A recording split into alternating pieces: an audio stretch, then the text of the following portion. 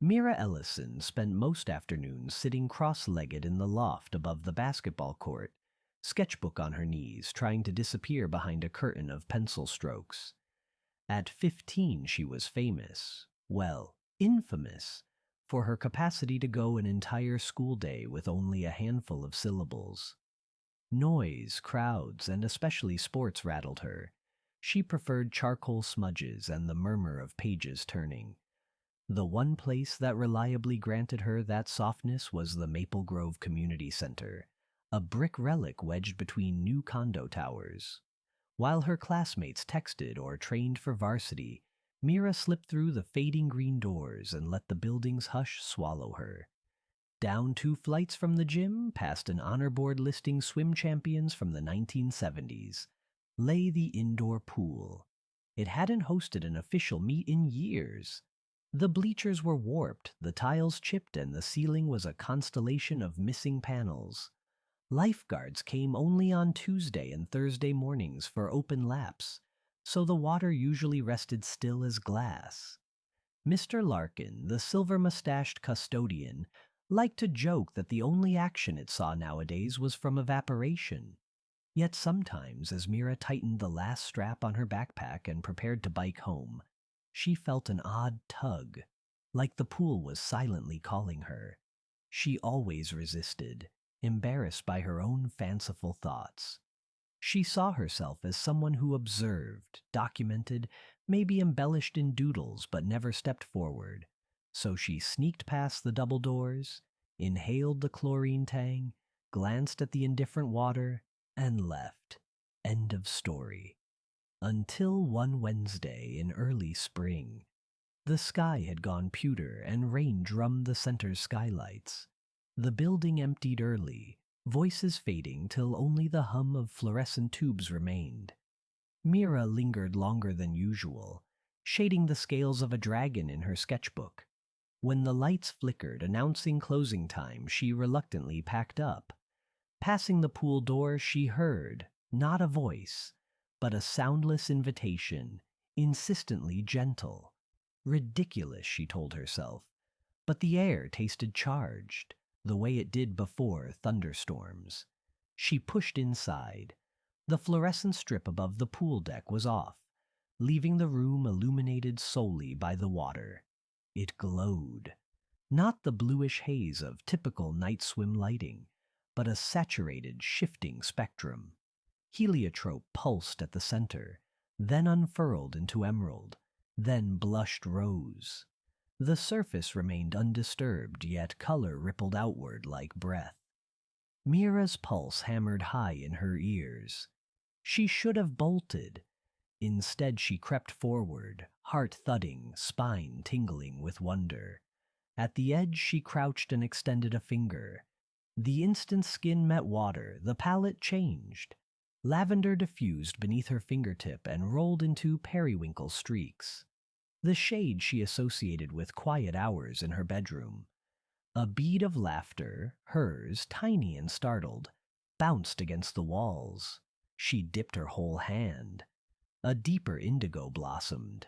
The water was pleasantly warm, almost body temperature, as if the pool welcomed her introduction. "Beautiful, isn't it?" The voice boomed from the doorway. Mira jerked, nearly toppled in.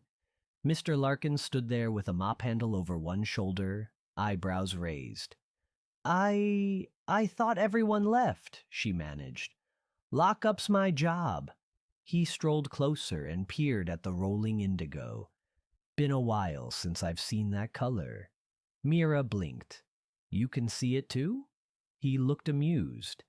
"Kiddo, I'm the one who first noticed the colors back in '86. Only show up under certain conditions. Lucky night for you." She opened her sketchbook to a blank page, more to steady her hands than anything. "What do the colors mean?" Mr. Larkin crouched, joints creaking. "The pool's like a giant mood ring. Picks up whatever the swimmer's feeling." He tapped the water. "Blue family, peaceful, contemplative. Reds and oranges, agitation or drive. Green, hopeful, gold, courage. Get enough folks in here at once, you'll see a fireworks show. But that's impossible. Sure is, he said cheerfully. Yet here we are, buildings full of histories people forget to question. He straightened. You best head home before I switch the alarms on. Come tomorrow if you're curious. There's someone I'd like you to meet. The next day, Mira sat through algebra, unable to hear exponents over her racing thoughts. She memorized the bell sequence, then bicycled to the center so fast her lungs burned. The pool doors were propped open. A chorus of voices, laughter pitched in multiple ages, echoed inside. She slipped through and froze. 6 women in matching violet swimsuits floated in formation, legs lifted in graceful bicycle kicks. They looked to be in their 60s or 70s, hair tucked into silver caps sprouting nylon flowers. As they rotated, the water shimmered pale mint, flecked with gold. At the far lane, Mr. Larkin leaned on a broom, chatting with a tall, lithe woman wearing a whistle and a stern bun. He spotted Mira. Coach D, that's the gal. The bun turned. The woman's face, deep-set eyes, slashes of smile lines, softened. Ah, our elusive observer. She strode over, extending a hand. Diane Callahan, used to coach the state junior synchro team. I run the Silver Swans now.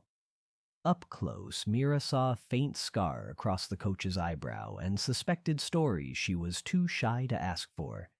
Mira, she replied, voice thready. My ladies are rehearsing for Summerfest. We need a few younger swimmers to round out the picture. Coach Callahan gestured at the glowing mint water. Mr. Larkin tells me you've already made friends with the pool. I don't swim competitively. Good. Competition flattens art. We're doing water ballet. Expression is the point. One of the swans flipped into a back dolphin arch, toes piercing the air. Gold ribbons spiraled under her. Mira hugged her sketchbook. I'm not stage material. The coach nodded as if that settled it, then blew her whistle. The swans glided to the wall. Ladies, meet Mira. She'll sketch us today, then decide if she's brave enough to join by next week. Mira opened her mouth to object, but the older women beamed, some waving with wrinkled but elegant fingers, as if she were already family. She sat on the bleachers, pencils flying. The longer she watched, the steadier her breathing grew. Each time a swimmer lifted, the water tinted differently based on the emotion fueling the move.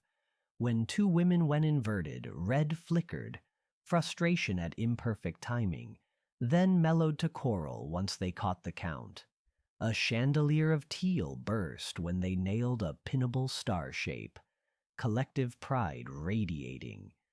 Mira's sketches tried to capture both anatomy and aura. Hours later, when the swans clambered out and wrapped themselves in towels, she realized she hadn't felt odd or separated at all. You've got a good eye, Coach Callahan said, peering at the pages. But art on paper's only half of you, I can tell. The rest is still hiding in that big pool. Mira swallowed. I'm scared of performing. Every performer is, but water offers mercy. If you tremble, the audience can't see it. If you sweat, it blends. If your cheeks burn, you dip your face. The coach's smile was sly. You're given a prism to project courage, not shame. That's why it glows gold. Mira went home, holding that sentence like a lit candle. Saturday, she returned with a borrowed old swimsuit and a note for Mr. Larkin asking him to watch her phone. Coach Callahan clapped once. All right, fledgling, let's find your color. Mira eased into the shallow end. The temperature wrapped around her like a hug.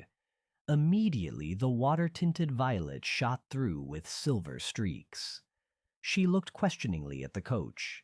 Shyness, Callahan translated, but curiosity too. Swim 3 lengths freestyle. Mira obeyed, strokes uneven but determined. She expected her lungs to revolt. Instead, a rhythmic calm settled. On her third turn, she glimpsed the pool, blazing citrine around her. Surprised, she swallowed water and surfaced, coughing. Courage revealed itself, the coach called. Then you doubted and it vanished. Don't chase it. Invite it. For the next hour, she practiced sculling, back layouts, tuck spins. Most attempts ended in splutters or laughter, striped magentas of embarrassment and joy dancing under her feet. The swans, finished with their rehearsal, sat on the edge cheering.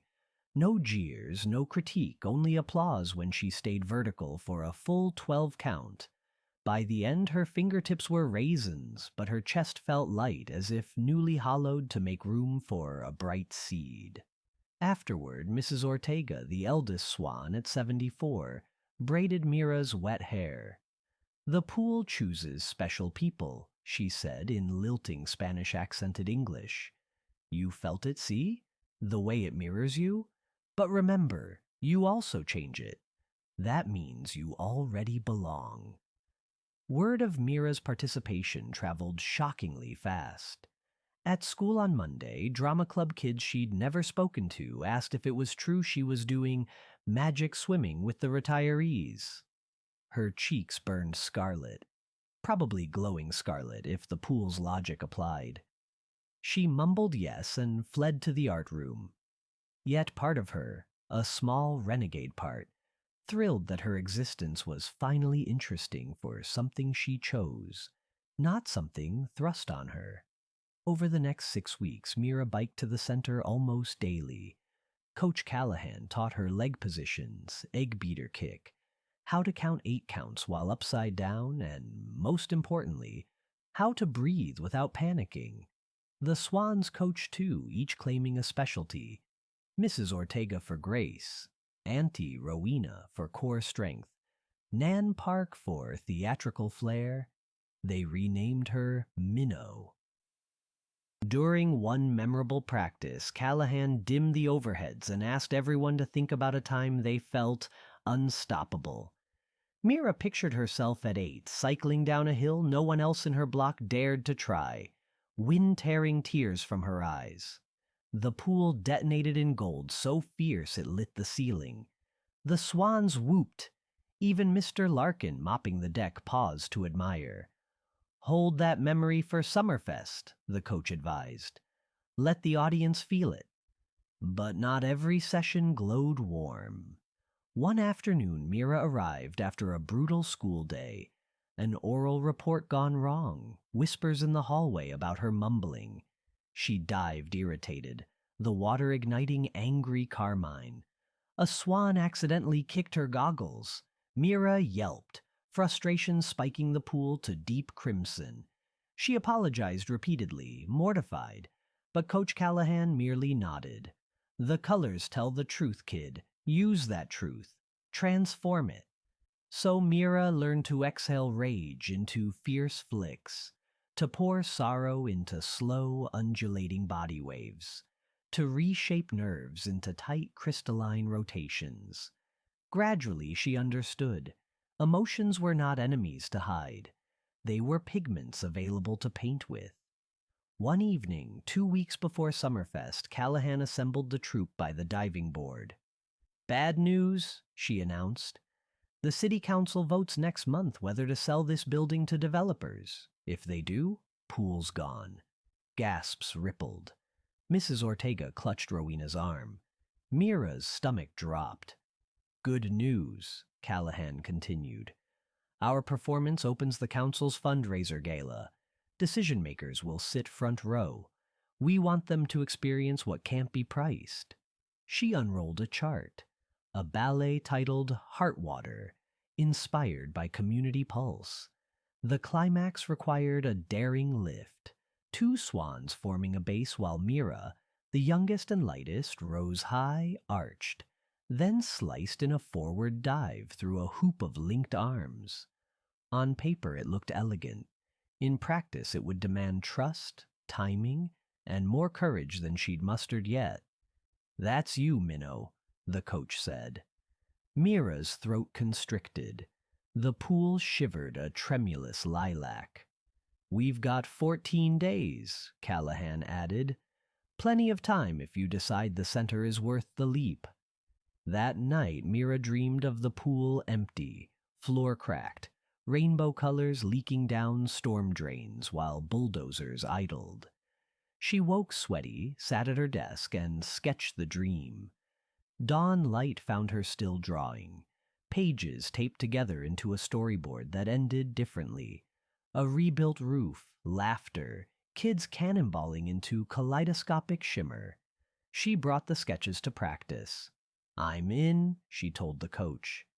Gold flickered around her ankles.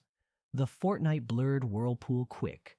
Lift drills, bruise-soothing arnica, music cues, seamstress fittings for seafoam-colored costumes. Mira's bruise on her right thigh blossomed purple and green, matching the water's swirl when she clenched at the crucial moment.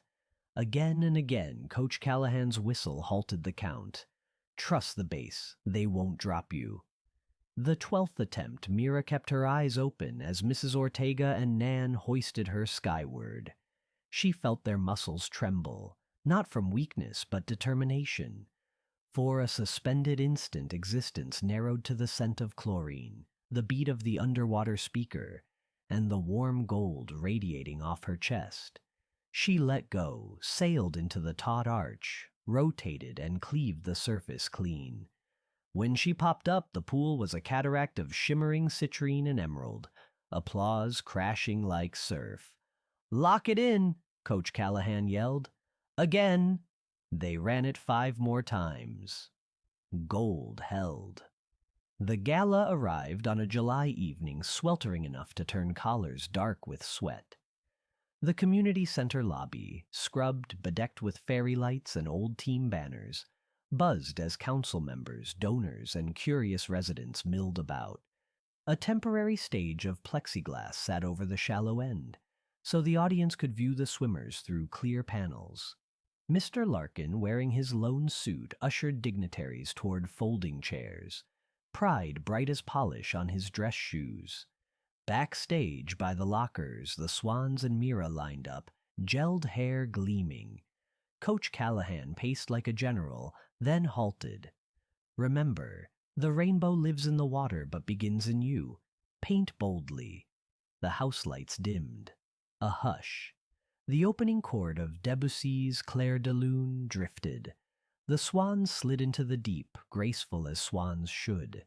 Mint and rose flared under them. The crowd gasped audibly. Phones lit like fireflies recording. Mira waited knee-deep, counting beats, heart warring between rabbit and lion. At her cue, she glided out. The pool met her with warm lapis lazuli, serenity. She inhaled. Movement took over. Skull, lift of leg, slice, tuck, turn. Lights rigged under the plexiglass magnified every hue tenfold, projecting ripples onto the ceiling so colors danced over the audience too. Children in the front row squealed, reaching upward as if to touch. Mid-piece shifted to drum cadence. Reds and oranges crackled while swans stamped waves. Mira portrayed fear, curling small, the palette dimming to bruise purple. On cue, Mrs. Ortega extended a hand. Mira grasped, uncurled, and the water ignited bright jade. The audience leaned forward. Final sequence, her lift. The bases submerged to their waists. Mira waded into position. The drum beats slowed, heartsick with suspense. She locked eyes with Mrs. Ortega, felt the older woman's pulse through steadied palms. 1, 2, 3. Up she flew, water raining diamonds. Spotlights cross-hatched. Mira, weightless, thought of 8-year-old hill-riding Mira and of drawing rainbows on ruined pool tiles. She bent into her arc, parted the air, then the pool, knifing through hooped arms. Gold roared outward, a sunrise flooding from the epicenter until every tile glowed amber. The audience rose, applause volcanic. Some wiped tears, faces aureate in the watery light. Councilmember Stanton, who weeks earlier advocated selling the property, stood transfixed, tie askew, mouth slack. Mira resurfaced amid the swans. They linked hands, bowed heads. Colors kept blooming. Turquoise for gratitude, fuchsia for joy, buttery yellow for mingled relief and disbelief. In that moment, Mira understood she was no longer invisible. She was prism and paintbrush both. After the show, the lobby filled with congratulations, pledges, offers of sponsorship. Councilmember Stanton approached Coach Callahan. "Never imagined a pool could speak," he admitted. "Clearly it has more to say." The vote, he promised, would favor preservation. Reporters pulled Coach for interviews, donors clamored for Mr. Larkin's tales, but Mira tried to slip away, dizzy with sensation. Coach Callahan intercepted her. "Leaving before the victory lap, Minnow?" I'm not good with crowds." "Courage isn't the absence of nerves. It's the choice you made at the top of that lift." She squeezed Mira's shoulder. "Take a breath, then greet your fans." Fans. The word tasted foreign but sweet. Mira inhaled, sensed golden tendrils still twining inside her, and turned back toward the throng. Weeks later, a new schedule appeared at the community center.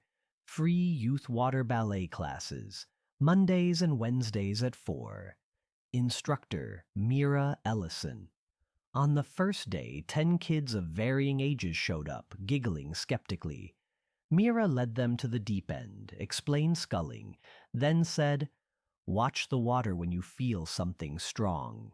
They dove, and the pool shimmered sharp novitiate colors. The kids squealed. From the bleachers, Coach Callahan observed, pride crinkling her eyes. Mr. Larkin mopped and hummed. The Silver Swan stitched sequins onto next season's suits. And the old pool, its secret now shared widely, glowed like a living stained glass window, reflecting not just emotions, but the bright, improbable courage one shy teen had poured into it, and that would ripple outward for years to come.